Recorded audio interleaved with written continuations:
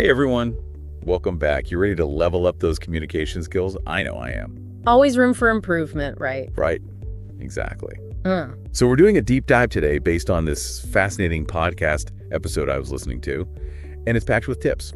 Oh, cool. Yeah, no, I was really excited about it. And I think one of the things that struck me the most was this idea that most of us listen to respond, not really to understand. That's so true. It's like we're just waiting for our turn to talk. Yeah, exactly. Like, are we really hearing what the other person is saying? Right. And this podcast episode really emphasizes the power of active listening. Oh, okay. Active listening. Like making that conscious effort to truly hear what the other person is saying. Like you're making eye contact, nodding along, paraphrasing what they've said just to make sure you get it. Oh, yeah. That makes you feel so heard.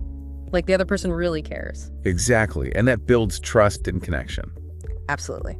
Okay, so active listening is like the foundation. Yeah, the bedrock of good communication. Okay, bedrock check. What else do they talk about? Well, this one might surprise you. They talked about slowing down. Really? Slowing down? I know, right?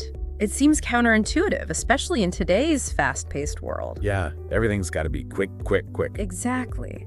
But here's the thing. When we speak too fast, we risk losing our audience. They can't keep up. Yeah, I've definitely been there, trying to follow someone who's speaking a mile a minute, and I'm just like, huh. Exactly. And you might come across as nervous or flustered even if you're not. Oh, that's a good point. So the source recommends this technique called pause and breathe. Pause and breathe. Basically, after you make a key point, just pause, take a breath.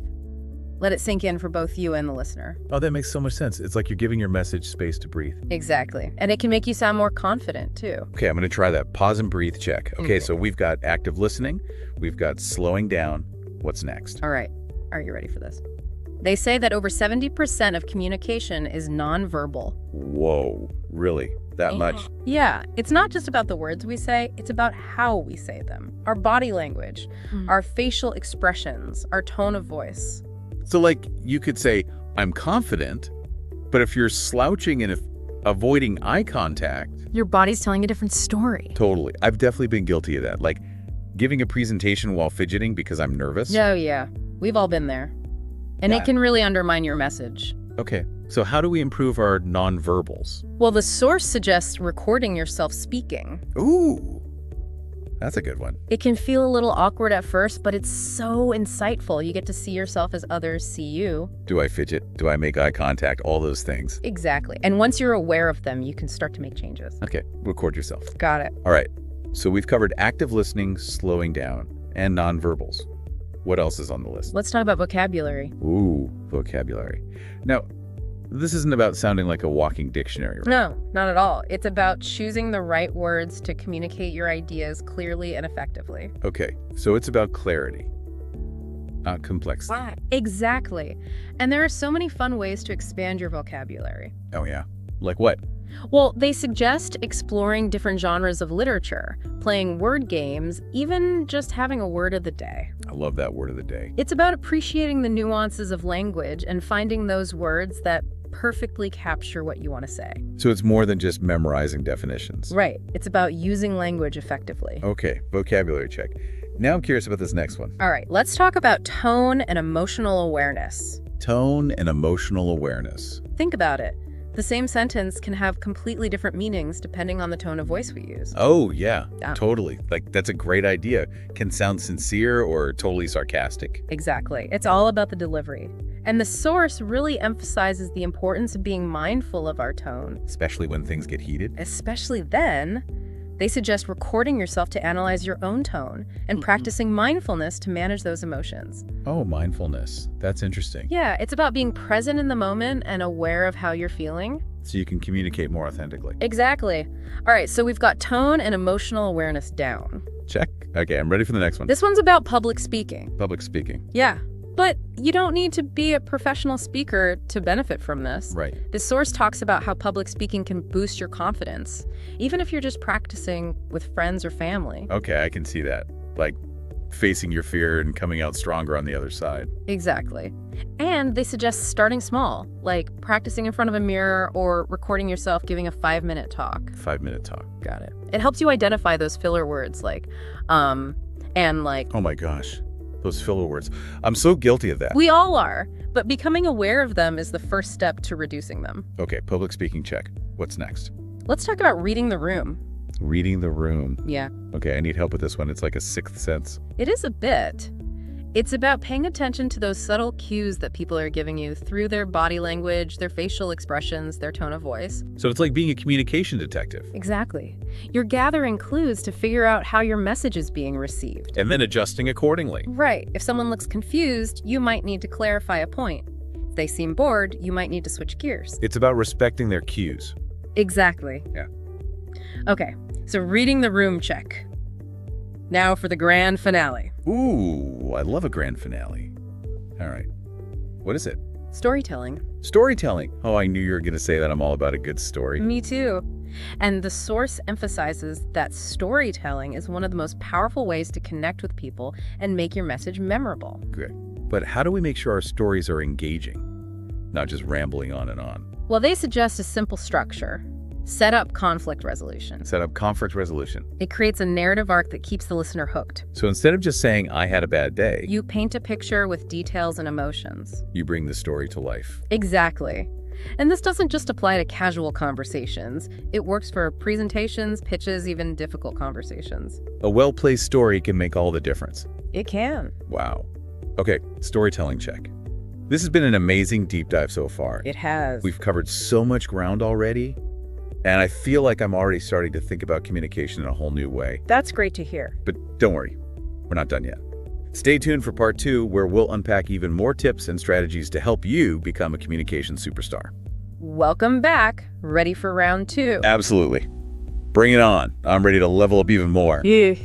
So in the last part, we talked about those foundational skills, like active listening and nonverbals. The building blocks. Yeah, exactly. Yeah. Now I'm curious about some of the more, I don't know, strategic applications of communication. Oh, interesting. Like how to use communication to achieve specific goals. Yeah, exactly. Like persuasion. Persuasion. Like how to get people on board with your ideas. Well, the source actually dives into that in some detail. Okay, I'm all ears. Tell me everything. Well, they emphasize that persuasion isn't about manipulation or coercion. Right. It's got to be ethical. Exactly. It's about effectively communicating your ideas, building consensus, and ultimately influencing outcomes in a positive way. Okay, so it's more about collaboration than trying to win an argument. Exactly. It's about finding common ground.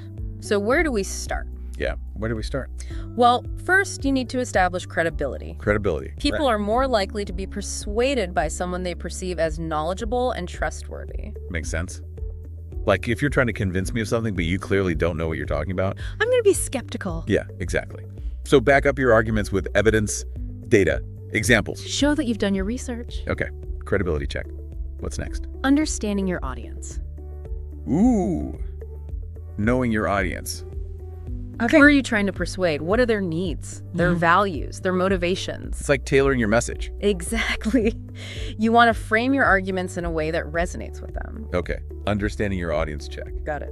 What else? Emotional intelligence. Ooh, emotional intelligence. This keeps coming up. It's crucial, and not just for being aware of your own emotions, but for reading the emotions of others. Especially when you're trying to persuade them. Exactly. Yeah. You need to sense the vibe of the room and adjust your approach accordingly. Okay, so it's like we talked about with reading the room. It's all connected. It's about being present and adaptable. Wow, okay. Emotional intelligence, check. This is fascinating. It is. And when you combine these elements, credibility, understanding your audience, emotional intelligence, persuasion can be incredibly effective. And ethical. And ethical, of course. Okay, so we've got persuasion down. What about feedback? Feedback. Yeah. It's crucial for growth, but it can be tricky. It can. Especially giving constructive criticism. Right, like how do you tell someone they need to improve without hurting their feelings? Exactly. It's a delicate balance. It is. But the source has some great tips. I guess all ears. Be specific. Specific. Instead of just saying you need to improve your communication skills. Give concrete examples. Exactly. Like in that last meeting, I noticed you interrupted your colleagues a few times. Okay, so actionable feedback. Precisely. And another tip, focus on the behavior, not the person. Oh, that's so important. It's about addressing the issue, not attacking the individual.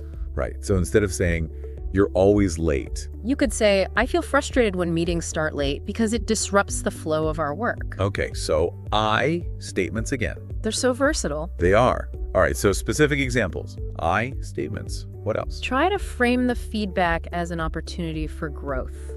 Not just criticism. Exactly. Focus on the potential for positive change. Okay, I like that.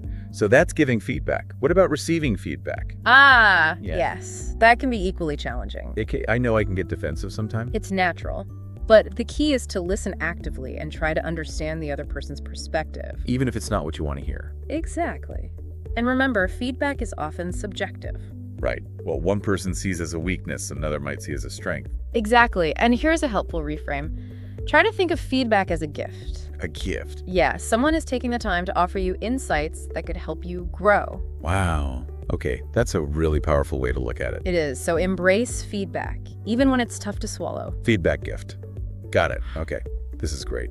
What about conflict resolution? Conflict. It's inevitable in any relationship. It is, and it can be so uncomfortable. It can. But the source reminds us that it's how we handle conflict that matters. So how do we become conflict resolution ninjas? Well, first, approach conflict with a calm and respectful attitude. Okay, don't go in guns blazing. Exactly. And try to focus on shared goals. Shared goals, okay. Instead of getting bogged down in the details of the disagreement. Zoom out. Look at the bigger picture. Exactly. Remind yourselves of what you're both trying to achieve. Okay. Find that common ground. And guess what? Statements can help here too. They're back. By owning your feelings and expressing them in a non-accusatory way, you create a safe space for dialogue. So instead of saying, you're being totally unreasonable, you could say, I feel frustrated because I don't feel like my concerns are being heard. Okay, statements check. What else? Be willing to compromise. Compromise. Remember, it's not about winning or losing. It's about finding a solution that works for everyone. Exactly. And sometimes that might involve seeking the help of a neutral third party. Like a mediator? Exactly. Someone to facilitate the conversation. Okay. So calm, respectful attitude, shared goals, statements, compromise. Got it. This is great. It is. Remember, conflict is natural. It's how we handle it that matters. Wow, this has been an amazing deep dive into some of the more, challenging aspects of communication. It has. But we've covered so much valuable ground. We have. And I'm already starting to see things differently. That's great to hear. But we're not done yet. Stay tuned for part 3, where we'll wrap up our deep dive with even more insightful tips and actionable advice. Welcome back for the final round of our communication deep dive. Are you ready to wrap things up? I am. We've covered so much ground already. We have.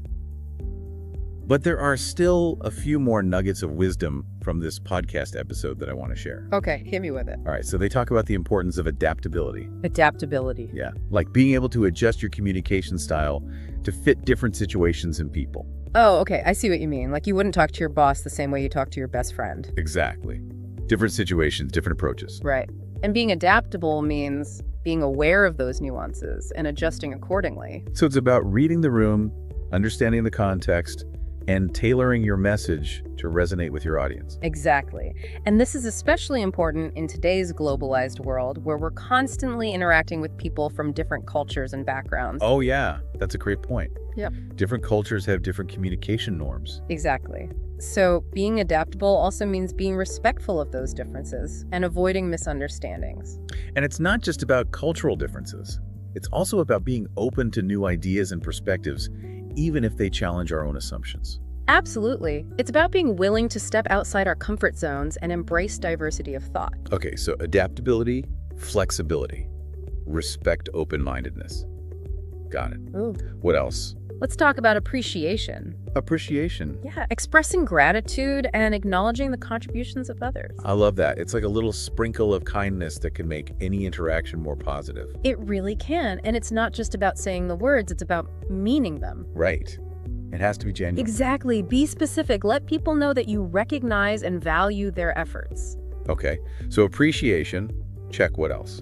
Celebrating successes. Oh, yes. Celebrating successes. Big and small. Whether it's a major accomplishment or just a small win. Exactly. Taking the time to acknowledge and celebrate those achievements can make a huge difference. It boosts morale. It strengthens relationships. It creates a more positive and supportive environment. Okay. So appreciation, celebration. Got it. This is great. Now I'm curious about the internal side of communication, What do you mean? like self-awareness.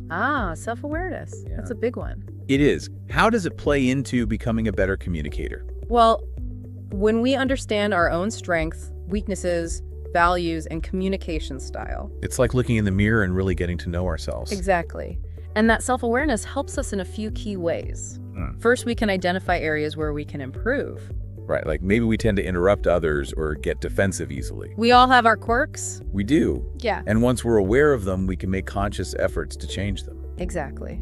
And self-awareness also helps us communicate more authentically. So it's about being true to ourselves. Exactly. Yeah. And that makes our communication more powerful and impactful. Okay, so self-awareness check. And I think this leads perfectly into our final point, What's that? continuous learning. Yes. Communication is a journey, not a destination. Exactly. So how do we keep learning and growing? Well, the source suggests seeking out opportunities for professional development. Like workshops, courses, conferences. Exactly. And don't underestimate the power of reading books, articles, blogs. There's so much information out there.